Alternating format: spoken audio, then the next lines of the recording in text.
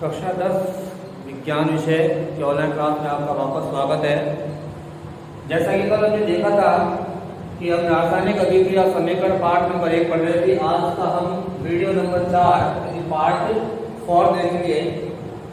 कल हमने देखा था कि रासायनिक समीकरण को लिखने के जो तरीका होता है उस तरीके में हम दो भाग देते हैं।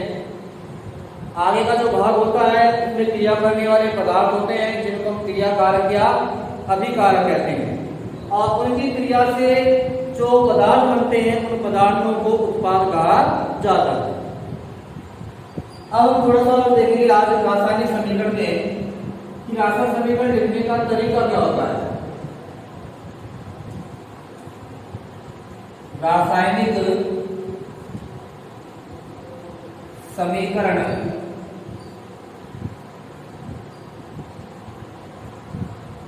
लिखने का तरीका कह दीजिए या नियम। पहला, सर्वप्रथम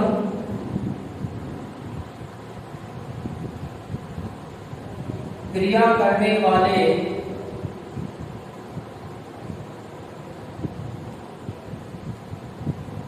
पदार्थों के अणुसूत्रों को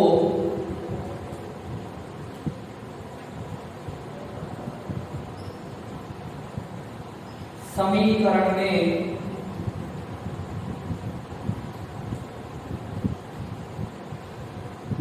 बाईं ओर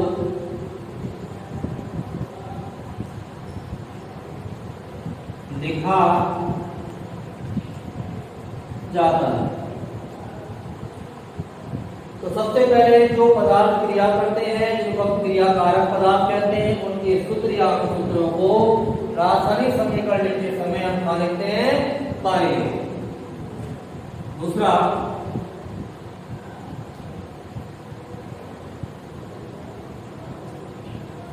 क्रिया कारकों के अणुसूत्रों को लिखकर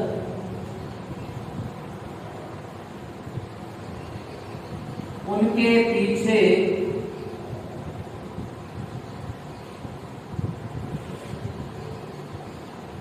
तीर का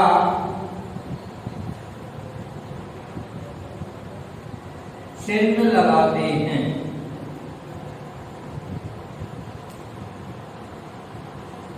तो क्रिया कारक के जो सूत्र होते हैं उन सूत्रों को लिखकर उनके पीछे क्या लगाया जाता है, तीर का चिन्ह।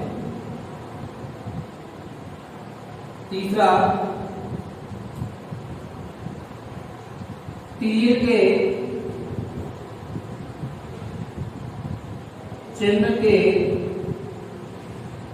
बाद उत्पादों के अणुसूत्र लिखे जाते हैं। तो तीर के पश्चात क्या करते हैं, हम जो उत्पाद बनते हैं क्रिया कारकों से उन उत्पादों के क्या लिखते हैं, अणुसूत्र लिखते हैं। जैसे कि उदाहरण के लिए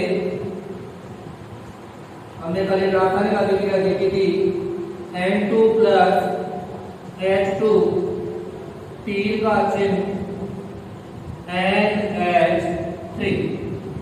तो नाइट्रोजन गैस हाइड्रोजन गैस के साथ क्रिया करके क्या बनाती है, अमोनिया गैस बनाती है। तो ये दोनों क्या है, क्रिया कारक, जिनको हमने लिखा है बाईं ओर।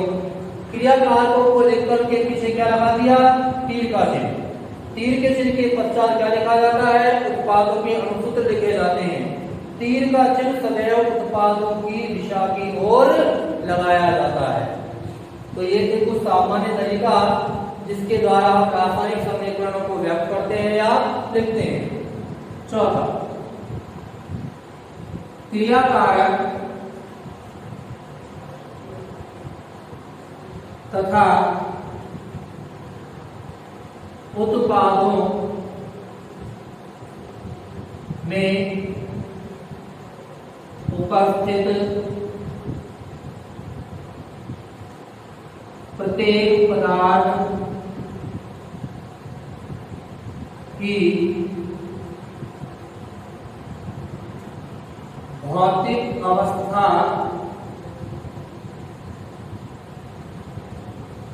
उनके अणुसूत्रों के साथ दर्शाते हैं। तो जब भी कोई रासायनिक समीकरण लिखा जाता है तो उसमें जो क्रियाकारक के अणुसूत्र होते हैं, उत्पादों के अणुसूत्र होते हैं, प्रत्येक सूत्र के साथ उनके भौतिक अवस्था को दिखाया जाता है। जैसे कि नाइट्रोजन गैस क्या है? तो गैस, इसकी भौतिक अवस्था क्या हो गई? गैस। हाइड्रोजन क्या है? ये गैस है, इसकी भौतिक अवस्था भी क्या हो गई? गैस। अमोनिया भी क्या है? ये गैस है, इसकी भौतिक अवस्था क्या हो गई? गैस। इन तीनों की भौतिक अवस्था गैस है। इस गैस अवस्था को इनके सूत्रों के साथ में दर्शाया जाता है।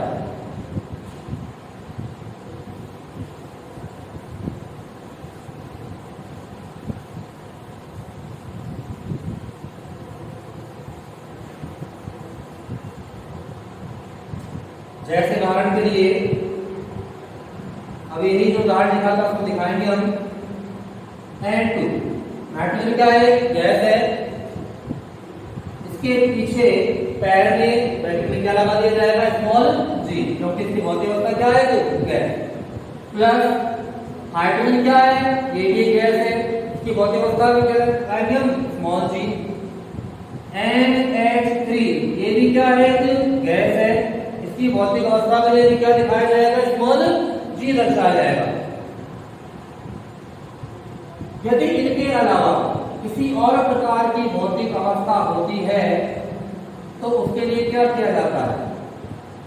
यदि कोई पदार्थ इस अवस्था में हो, ठोस अवस्था में हो, तो ठोस को अंग्रेजी में सॉलिड कहा जाता है। SOLID। जब भी कोई पदार्थ ठोस अवस्था में होता है तो उसे सॉलिड कहते हैं और उसके लिए हम S शब्द का प्रयोग करते हैं। यदि कोई पदार्थ द्रव अवस्था में पाया जाता है तो द्रव को हम लिक्विड कहते हैं, LIQUID। इसके लिए हम स्मॉल l प्रतीक का उपयोग करते हैं। यदि कोई भी पदार्थ गैस अवस्था में पाया जाता है तो गैस को अंग्रेजी में GAS से लिखते हैं और प्रतीक के रूप में स्मॉल g को काम में लिया जाता है। एक चौथी अवस्था होती है जिसे हम जलीय अवस्था के नाम से जानते हैं। अब बात आती है कि भाई जलीय अवस्था में और द्रव अवस्था में क्या अंतर होता है।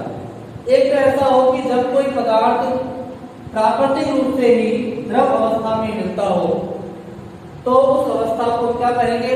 द्रव। लेकिन यदि हमने किसी पदार्थ को द्रव अवस्था वाले पदार्थ में घोल रखा है, जैसे यदि हम पानी के अंदर नमक को घोल देते हैं तो नमक का क्या मिलता है? जलीय जल मिलता है। तो नमक साधारण रूप में यदि हम देखें तो नमक ठोस अवस्था पाया जाता है, लेकिन उस ठोस अवस्था के नमक को यदि जल में घोल दिया जाता है तो हमको नमक का जलीय विलयन प्राप्त होता है। और जलीय विलयन को अंग्रेजी में एक्वस के नाम से जाना जाता है और एक्वस को प्रतिचिह्न के रूप में हम AQ से दर्शाते हैं। तो इन चार अवस्थाओं के आधार पर रासायनिक समीकरण में प्रत्येक सूत्र की भौतिक अवस्था को दिखाया जाता है। ठोस अवस्था के लिए सॉलिड यानी S, द्रव अवस्था लिक्विड यानी कि L, गैस अवस्था गैस का मतलब स्मॉल g और जलीय अवस्था एक्वस का मतलब स्मॉल a स्मॉल q।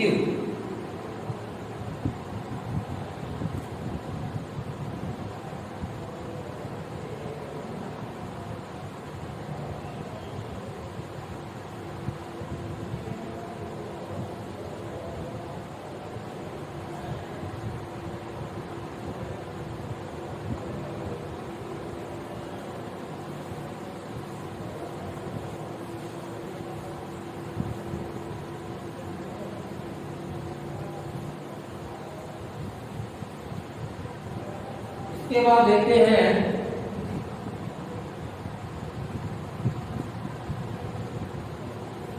द्रव्यमान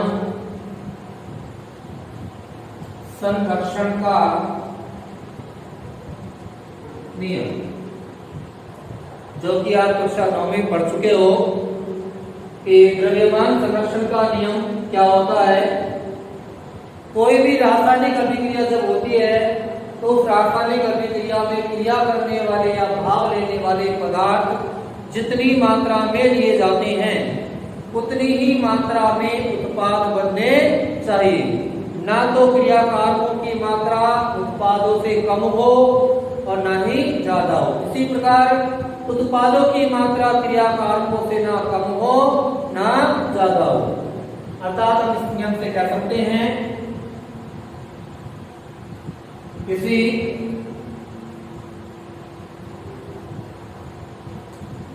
रासायनिक अभिक्रिया में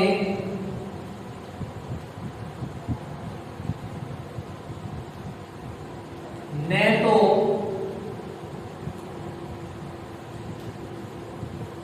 द्रव्यमान का सृजन यानी निर्माण होता है और न ही विनाश। यह द्रव्यमान संरक्षण का नियम कहलाता। उदाहरण, अभी हमने रासायनिक समीकरण देखा था N2 प्लस H2 तीर का चिन्ह NH3। तो ये दोनों पदार्थ तो क्या हमारे क्रियाकारक हैं, ये क्या है हमारा उत्पाद है। यदि हम दोनों तरफ के पदार्थों के अणुओं की संख्या देखें तो देखिए नाइट्रोजन के पैर में क्या लिखा हुआ है 2, जबकि यहाँ नाइट्रोजन के पैर में कुछ भी लिखा हुआ नहीं है। इसका मतलब है कि यहाँ क्रियाकारक में नाइट्रोजन की परमाणु की संख्या कितनी है 2 है, जबकि यहाँ नाइट्रोजन की संख्या कितनी है 1। यहाँ नाइट्रोजन के पैर में क्या है 2 है, जबकि यहाँ के पैर में क्या है 3 है। इसका मतलब क्रियाकारक में हाइड्रोजन के परमाणु कितने हुए 2, हाइड्रोजन के यहाँ कितने हुए उत्पाद में 3। मैं दर्शा रहे हैं, देखो नाइट्रोजन के परमाणु संख्या क्रियाकारक में कितनी 2, हाइड्रोजन परमाणु संख्या कितनी 2, इधर नाइट्रोजन परमाणु संख्या कितनी 1, हाइड्रोजन परमाणु संख्या कितनी 3। तब देख सकते हैं कि इस रासायनिक समीकरण अभिक्रिया में क्रियाकारक और उत्पाद साइड पर परमाणुओं की संख्या आपस में समान नहीं है।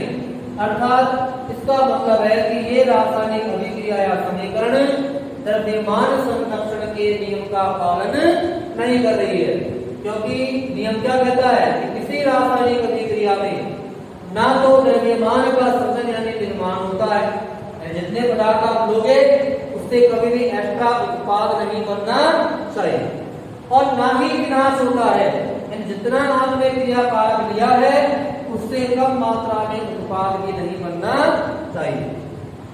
अब लेकिन बात आती है, यदि ऐसा हो जाए कि कोई रासायनिक अभिक्रिया या समीकरण द्रव्यमान संरक्षण के नियम का पालन नहीं करती है तो हम क्या करते हैं। नॉट यदि कोई रासायनिक अभिक्रिया द्रव्यमान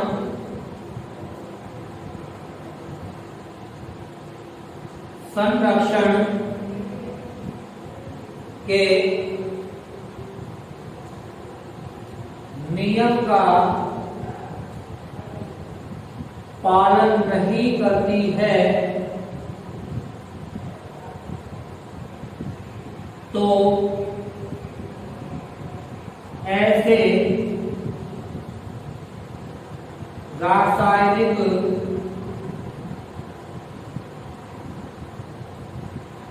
समीकरण को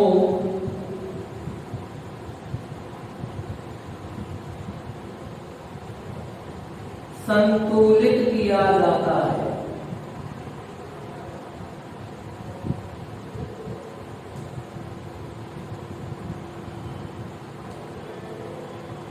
देखिए, यदि कोई रासायनिक अभिक्रिया द्रव्यमान संरक्षण के नियम का पालन नहीं करती है तो ऐसे रासायनिक समीकरण को क्या किया जाता है? संतुलित किया जाता है। अर्थात जैसा कि हमने उदाहरण देखा है कि दोनों साइड पर ना तो नाइट्रोजन के परमाणु की संख्या बराबर है, ना हाइड्रोजन के परमाणु की संख्या बराबर है, तो ये एक प्रकार की असंतुलित रासायनिक समीकरण है जो कि द्रव्यमान संरक्षण के नियम का पालन नहीं कर रही है। अब हमें क्या करना पड़ेगा? हमें क्रियाकारक में और उत्पाद में उपस्थित प्रत्येक परमाणु की संख्या को आपस में बराबर करना पड़ता है। इस क्रिया को हम कहते हैं रासायनिक अभिक्रिया को या समीकरण को संतुलित करना। कार्य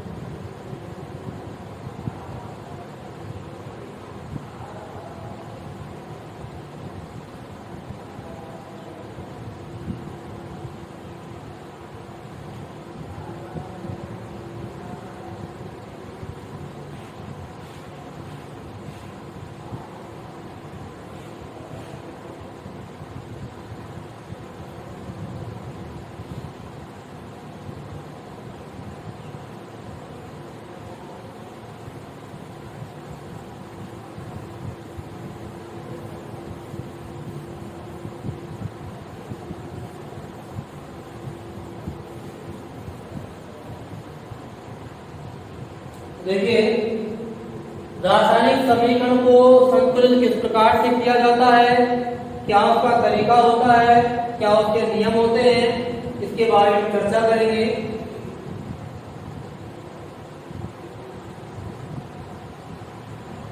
रासायनिक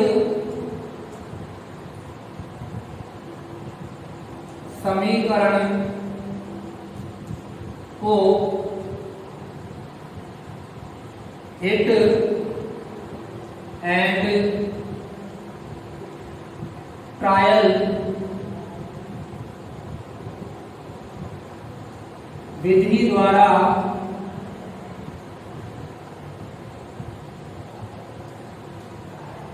संतुलित किया जाता है।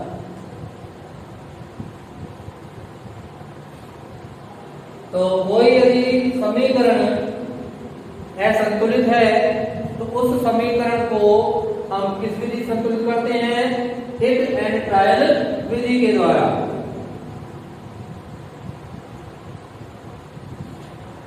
इसके अलावा कंकाली समीकरण,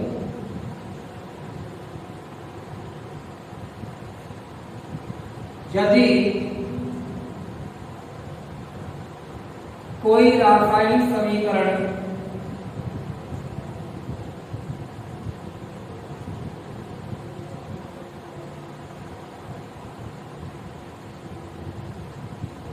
संतुलित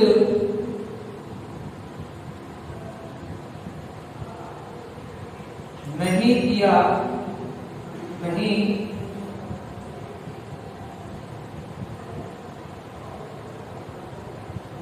किया जा सकता है तो ऐसे समीकरण को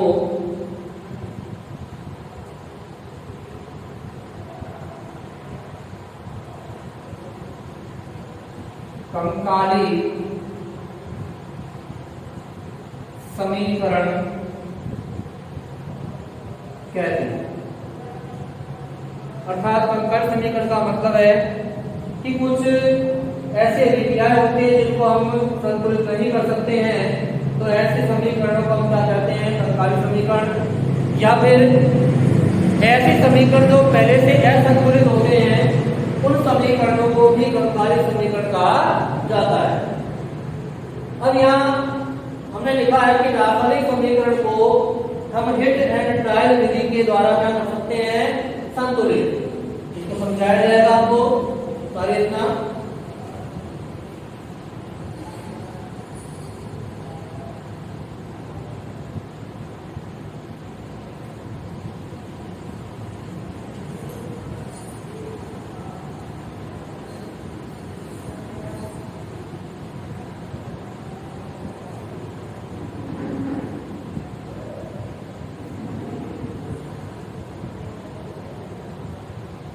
रासायनिक समीकरण को संतुलित करने की हिट एंड ट्रायल विधि का क्या नियम होता है, किस प्रकार से संतुलित किया जाता है, इसको हम देखेंगे कल हमारे अगले वीडियो में, उदाहरण द्वारा समझाया जाएगा इसको। आज के लिए इतना ही, और वापस सभी विद्यार्थियों से आग्रह है कि जो भी आपको यहाँ पढ़ाया जाता है वो अपनी नोटबुक में उतारते रहें, उसे याद करते रहें। धन्यवाद।